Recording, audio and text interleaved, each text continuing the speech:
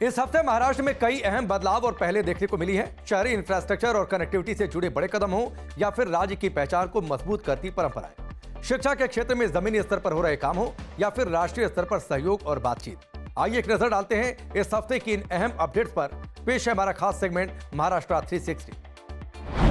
मुंबई में शहरी परिवहन को बड़ा बढ़ावा मिला है। मुख्यमंत्री फडणवीस ने डिप्टी सीएम एकनाथ शिंदे और सुनेत्रा पवार के साथ मिलकर मेट्रो लाइन 2B के पहले चरण का उद्घाटन किया। उन्होंने कहा कि सरकार देश में सबसे आसान और बेहतर कनेक्टेड ट्रांसपोर्ट सिस्टम बनाने के लिए काम कर रही है। इस मौके पर पॉड टैक्सी प्रोजेक्ट का लॉन्च भी किया गया, जो आखिरी दूरी तक कनेक्टिविटी को बेहतर बनाएगा और प्रमुख कारोबारी इलाकों में ट्रैफिक कम करने में मदद करेगा। तर 59 मिनिटांमध्ये MMR रिजनच्या कुठल्याही भागातनं कुठल्याही भागात जाता आलं पाहिजे अशा प्रकारची इन्फ्रास्ट्रक्चर आणि पब्लिक ट्रान्सपोर्टची व्यवस्था, त्यातला एक एक टप्पा आता आपण पूर्ण करतो।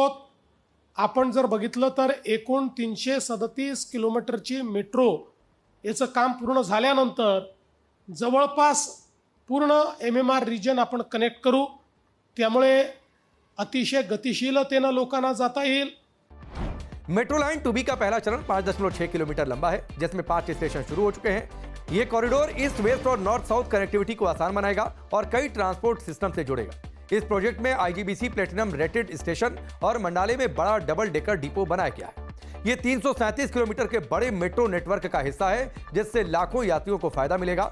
साथ ही पॉड टैक्सी प्रोजेक्ट के जरिए 100 से 150 मीटर तक ऑटोमेटेड कनेक्टिविटी मिलेगी। यह प्रोजेक्ट BOT मॉडल पर बनाया जाएगा और इसे 20 महीने में पूरा करने का टारगेट रखा गया है। मुंबई में इंफ्रास्ट्रक्चर को बड़ा बढ़ावा मिला है। मुख्यमंत्री देवेंद्र फडणवीस ने डिप्टी सीएम एकनाथ शिंदे और सुनेत्रा पवार के साथ मिलकर Thane Borivali twin tunnel project के लिए टनल बोरिंग मशीन नायक लॉन्च की। उन्होंने इसे इंजीनियरिंग का बड़ा कमाल बताया और कहा कि इसके साथ बड़े स्तर पर टनल बनाने का काम शुरू हो गया है। यह प्रोजेक्ट मुंबई महानगर क्षेत्र में कनेक्टिविटी को नया रूप देगा। करीब 10 किलोमीटर लंबी यह ट्विन टनल ठाणे और बोरीवली के बीच यात्रा समय को करीब 15 मिनट तक कम कर देगी। टनल का डिजाइन मल्टी लेन और इमरजेंसी लेन के साथ तैयार किया गया है, जिसमें आधुनिक सुरक्षा सिस्टम भी शामिल है। यह tunnel Sanjay Gandhi national park के नीचे से गुजरेगी, जिसे पर्यावरण को ध्यान में रखते हुए तैयार किया जा रहा है। पर्यावरण के लिए बड़े स्तर पर पेड़ लगाए जाएंगे। कई TBM मशीनों के साथ यह प्रोजेक्ट आगे बढ़ेगा और इसे 2028 तक पूरा करने का टारगेट रखा गया है। महाराष्ट्र में ग्रामीण शिक्षा को बेहतर बनाने की दिशा में बड़ा कदम उठाया गया है। मुख्यमंत्री देवेंद्र फडणवीस ने पुणे जिले के खानबड़ी में ज्योति सावित्री जिला परिषद स्कूल का उद्घाटन किया। उन्होंने कहा कि इस पहल से गांव के बच्चों को भी आधुनिक और अच्छी शिक्षा मिल सकेगी। यह CBSE पैटर्न स्कूल शहर और गांव की शिक्षा के बीच का अंतर कम करने की दिशा में एक अहम कदम है। साथ ही ये महात्मा ज्योतिबा फुले की विरासत को भी आगे बढ़ाने की कोशिश है। ज्योति सावित्री स्कूल महाराष्ट्र का पहला CBSE से जुड़ा जिला परिषद स्कूल है, जहां KG से 12वीं तक की पढ़ाई होगी। 12 एकड़ में बने इस स्कूल में जरूरतमंद बच्चों को मुफ्त और बेहतर शिक्षा दी जाएगी। यह डिजिटल क्लासरूम, साइंस और कंप्यूटर लैब, लाइब्रेरी और खेल की सुविधाएं मौजूद हैं। छात्रों को खाना, यूनिफॉर्म और आने जाने की सुविधा भी दी जाएगी। क्लास 6 से हॉस्टल की व्यवस्था करने की भी योजना है और आगे चलकर यहां करीब 2000 छात्रों के लिए सुविधाएं विकसित करने का भी प्लान है। यह प्रोजेक्ट PPP और CSR मॉडल पर तैयार किया गया है, जिसका मकसद ग्रामीण महाराष्ट्र में भी राष्ट्रीय स्तर की शिक्षा को पहुंचाना है। राष्ट्रीय राजधानी दिल्ली में नेशनल पब्लिक रिलेशंस कॉन्फ्रेंस 2026 का आयोजन किया गया। इस कॉन्फ्रेंस का आयोजन महाराष्ट्र सरकार के सूचना और जनसंपर्क विभाग ने किया। देश के अलग अलग राज्यों से आए प्रतिनिधियों ने इसमें हिस्सा लिया और सरकारी कम्युनिकेशन को मजबूत बनाने पर चर्चा की।